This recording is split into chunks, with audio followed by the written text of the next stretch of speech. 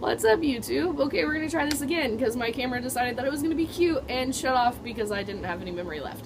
Anyway, the sun is doing something weird with the lighting and I don't know what it is, and I'm hoping that it stops, but if not, just kind of bear with me. Technically, I am 38 weeks pregnant today, which is crazy. I did not think I'd make it this far in my pregnancy. However, I am going to do my 36 and 37 week update, if that makes sense, like the past 2 weeks. So, yes, I am still pregnant. I have not had my child yet. I left you off with, I was starting to get signs of preeclampsia. I went to the doctor the next day, and they did a 24-hour urine test because whenever she checked my blood pressure in the office, it was high. They did a 24-hour urine test. For those of you who don't know what that is, she gives me a cute little jug that I have to keep in my refrigerator because apparently pee goes bad if it's not refrigerated. I did not know that. But I had to keep a jug in my refrigerator that I peed in, then I collected all of my urine within 24 hours of having this jug, and then I took it to my hospital, the lab at my hospital, because her office was closed the next day. And, I'm still getting over this chest cold, but it's almost gone, and my doctor finally gave me antibiotics for it. But anyway, Birdie's just gonna be cute and join in on this video. So I went to the ER, to turn in my blood work, and they had to prick me and draw blood to make sure all my organs were functioning properly and the blood pressure wasn't causing anything to go haywire with them. And while I was in there, I was having signs of high blood pressure. Like my blood pressure, I could tell my blood pressure was really high, and I asked the lab tech what I should do about it. So she went ahead and she called labor and delivery, and labor and delivery told me to come up and get checked. Since I was already at the hospital, might as well go up and get checked.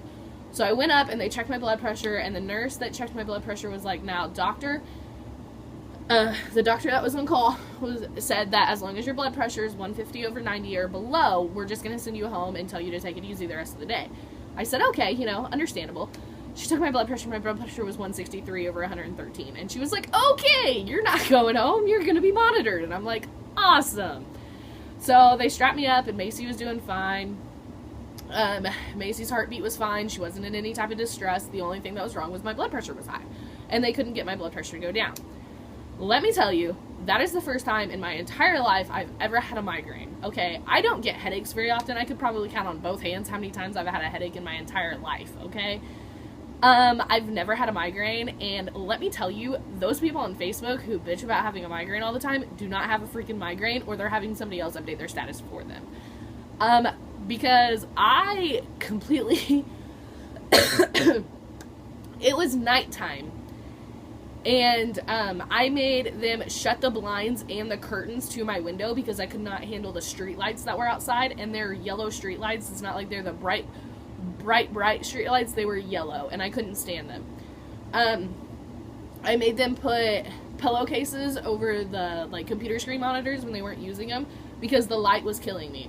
I completely lost my vision. I could still see things, but it was like I didn't have my glasses on even though I had my glasses on, and my prescription's not that bad, and I couldn't literally, a hospital room's not that big. I've never been in a huge hospital room anyway, but my hospital room wasn't that big, and I couldn't read the clock on the wall. That's how bad my eyesight was. So they gave me a shot thinking that maybe if they gave me pain meds to get my mind off my migraine and the pain away from my migraine, that my blood pressure would go down. It didn't touch my migraine. I still had my migraine. And my blood pressure went down for maybe 20 minutes, and then it spiked right back up. So they monitored me, and I was getting pissed off at the on-call doctor. The on-call doctor just, he was basically trying to, blow me off because I had a doctor's appointment the next day, and he was like, just let me get you through the night, and then you can go deal with your doctor tomorrow. And it was pissing me off, and the more I got mad, the more my blood pressure went up. So I had to calm myself down, and once I finally got myself to calm down, and myself to realize that if anything seriously is wrong, my doctor's going to catch it tomorrow, there's no reason to get worked up tonight, just go home, have a nice, relaxful, sleep to see what happens tomorrow in my OB. And so I got myself calmed down, and they sent me home, and I went into my doctor, and the next day, and my blood pressure was still high.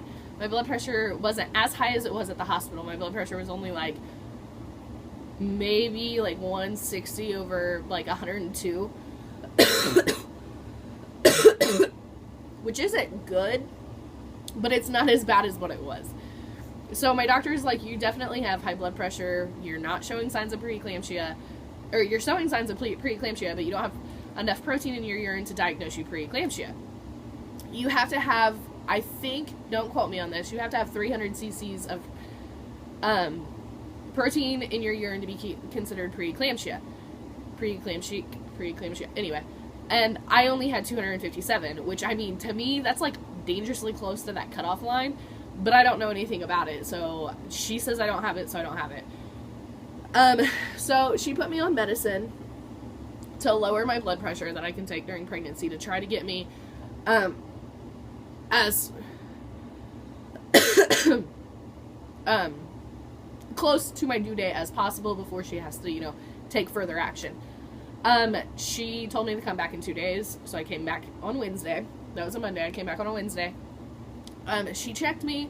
I was still only a centimeter dilated and 70% effaced. She's afraid that if she induces me now, my body's not going to want to dilate like it's supposed to because it's not dilating now.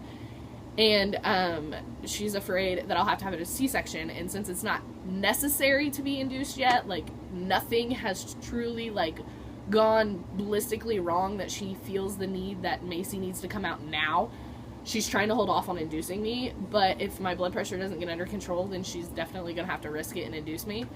But she went ahead and swept my membranes, hoping that that would change something in my cervix. And I asked her, I said, you know, I've been reading online about ways to induce labor naturally at home. Is there anything that you suggest as an OB? And she said, honestly, from a medical standpoint, the only two things I can suggest are primrose oil, evening primrose oil, and sex are the only two things that, like, scientifically I can suggest that may help make a difference in your cervix, and they're not guaranteed.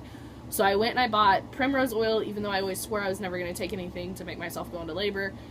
It's not to make you go into labor, it's to make a difference in your cervix, to make your cervix dilate, and if my cervix dilates, then things will get jump-started in on getting her out of me so I can get my blood pressure under control, because my blood pressure can kill me. And my child doesn't need to go her whole life without a mother. Like, that makes no sense. So, anyway, she seen me on a Wednesday and she said come back in a week. I don't know what it is about Macy, but Macy's like, I need more attention than just, like, weekly visits, because I can't go a whole week without seeing somebody about my pregnancy, because something always goes wrong. Because then that following Sunday, I ended up back in the ER again because Macy didn't move for anything. Usually Macy is an extremely active child, and I know that closer to the end of your pregnancy, they run out of room and they stop moving and all that stuff. So I wasn't truly worried about it, but at the same time, I'm like, something's not right. So I had to go to the ER. They monitored her. Her heart rate was fine and everything. And so I ended up having to drink 5 glasses of juice before she started moving. But she started moving. So that was like, they were okay with that. So they just, you know, sent me home and kind of told me to relax and take it easy. And my dog's whining. So I went home, and then at my 37-week appointment, which was this past Wednesday, she checked me for dilation, and I'm still only a centimeter dilated, and I'm still 70% effaced. She said that, basically, she just said that everything's checking out fine. My blood pressure was fine at that appointment. It was still kind of high, but it wasn't bad. So we're just kind of taking things week by week and seeing how things go. She's trying to get me into go into labor. Like, she's praying that her phone goes off that I'm saying that I'm in labor and I need her to come deliver my child. But at the same time, she knows that it's better for Macy to be inside of me right now, and it's not killing me, so we're keeping her in there. However, she did say continue with the sex, continue with the primrose oil, try to do everything that you possibly can to send yourself into labor, to do something different with your cervix, because the only thing that's going to happen is your blood pressure is just going to get worse. The further you get in pregnancy, the harder it is on your body, and it's just going to get worse. So, that being said, another natural thing that I've read a lot about online is pineapple. Something about a fresh pineapple can, like, cause your cervix to dilate and cause you to go into labor and have contractions. Which, to me, I'm like, it's a fruit. I love the fruit. What's it going to hurt if I eat it? You know, I mean, I'm not putting my whole life on the line saying that this is going to send me into labor, but I love pineapple, so why not eat fresh pineapple? So I ate an entire fresh pineapple, and let me tell you, the contractions that pineapple gave me were so intense. It was ridiculous. And I was like, and I thought that, like, there's a part of me that was wondering if I could do this naturally. Fuck no. Never doing it naturally, never going to want to do it naturally. Those contractions hurt.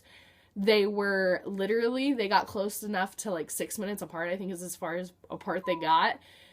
And I was almost in tears. Like every 6 minutes I'm doubling over, like grabbing my stomach in tears. And then like once they got really close together, it was like they would send me into a contraction, and then in between contractions, I was having back pain. And so I didn't get any relief, like, whatsoever. Like, I would go into a contraction, and then instantly I'd be in back pain. And I'm like, oh my God, I cannot do this. But unfortunately, they only got close enough to 6 minutes apart, and they only lasted probably 5 hours. And that seems like a lot, but, like, my doctor's like, they have to be 5 minutes apart for an hour and lasting a minute long. And they never got close enough together for me to actually go to the ER. And I didn't call because clearly if I was in active labor, by now I would still be having contractions. So basically, I'm still pregnant. I'm still having contractions, and ever since I ate the pineapple, my, other contractions that I was having that aren't Braxton Hicks, they're contractions, they're just not strong contractions, have gotten stronger. So I'm just kind of waiting day by day, kind of playing it out. My baby fevers kind of went down because I have so many people like closely around me that are pregnant, and my cousin had her twins, my other cousin had her son, so it's like I'm kind of like, there's enough babies now that I'm kind of like, okay, Macy, just stay in there and bake, and when you're ready to come, you can come. Unless I mean, I'm still having issues with my blood pressure. I can feel when it goes up, and I've checked it multiple times and it's been high, but I mean, there's nothing that they can really do until it gets to the point where it's not going back down. So, with that being said, baby buys that have happened in the past couple weeks is I finally got the last thing that I've been wanting, which is a rock and play. And for those of you who don't know what it is, it's like a bouncer, only higher, and it's kind of like a bouncer mixed with a bassinet mixed with a cradle, because it's like the bouncer, like the portableness of a bouncer, like that's what it is, but it rocks back and forth instead of bounces like a cradle would, but it's high off the ground like a bassinet is. Does that make sense? And I got that because of this one right here, because I'm not sure how he's gonna handle Macy and everything. So I want something that I can keep her off the ground, and she's not, because like, you know, if I sit her in a bouncer to go to use the bathroom or something like that, I don't want it to where he can get to her until I know how he's gonna act around her. So I went ahead and got the rock and play because he can't get to the rock and play. It's too high. So that's pretty much it on baby buys. I mean, we have everything else. That was the only thing left to get, and I was just kind of being picky about what I wanted. So with that being said, today is another exciting day for me, because today, in about actually like an hour, maybe, I don't know what time it is now because my clock is on my phone is recording me, but anyway, as soon as Dalton gets home and gets changed, we are going to go take maternity pictures with my best friend, and her sister is taking them, and I am super excited about this. So you guys will be seeing my maternity pictures before too much longer, and I'm going to, how it's going to work is I'm really good at Photoshop. I took Photoshop in high school multiple times, so I'm really good at Photoshop. So her sister is really good at photography and has a really nice camera. So her sister is going to take our pictures, okay, and then she's going to give me the copies of the pictures, and then I'm going to Photoshop the pictures, and, like, I'm not meaning, like, I'm going to, like, take all of our features off our face or anything. I'm just going to I'm going to enhance the pictures. And then I'm going to give my best friend her pictures, and then me and Dalton are going to have our pictures, and I'm super excited. And we have a lot of cute, like, best friend poses, because we swear that, like, my son, or her son, and my daughter are going to be best friends. But anyway, so that is happening today. Other than that, I don't think I have anything left to tell you. So I'm going to go ahead and show you my belly. So this is technically, okay, so that kind of got cut off because I got a phone call. So we're just going to merge these videos together and hope to God they go together. But anyway, so now I'm going to show you my stomach, which this is technically my 38-week belly and not my 36, 37-week belly like I planned on it. But anyway, oh, I'm getting too old for this. This is my belly from the side. And actually, I've dropped so much that, like, I'm not even the same size that I was when I was, like, pregnant. Like, 8 months pregnant. As you can see, I'm definitely getting more stretch marks. Which, as I've said before, I don't really care about. And I'm not really doing anything to prevent them.